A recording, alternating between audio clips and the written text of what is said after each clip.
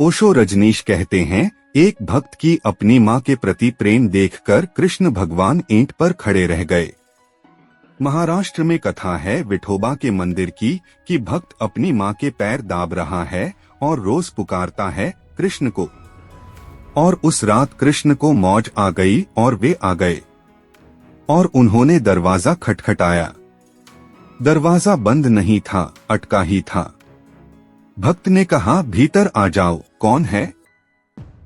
लेकिन जब कृष्ण आए तो भक्त की पीठ थी उनकी तरफ, वह अपनी माँ के पैर दबा रहा था। कृष्ण ने कहा, मैं कृष्ण हूँ, तू रोज रोज पुकारता है, आ गया। भक्त ने कहा, अभी बेवक्त आए, अभी मैं माँ के पैर दाब रहा हूँ, फिर कभी आना।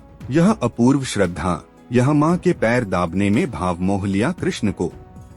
कृष्ण ने कहा, तो मैं रुक जाता हूँ, तू पहले अपनी माँ की सेवा कर ले। तो उसने पास में रखी एक ईंट सरका दी और कहा कि इस पर बैठ जाओ। तो कृष्ण उस ईंट पर खड़े रहे, खड़े रहे, खड़े रहे। इसलिए विठोबा के मंदिर में जो मूर्ति है वह अब भी ईंट पर खड़ी है।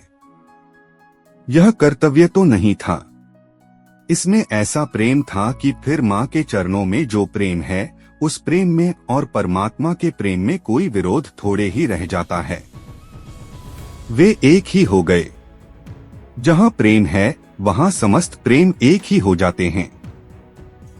वे एक ही सरिता की तरंगे हैं। कृपया मेरे चैनल मोटिव MKK को लाइक और सब्सक्राइब करें।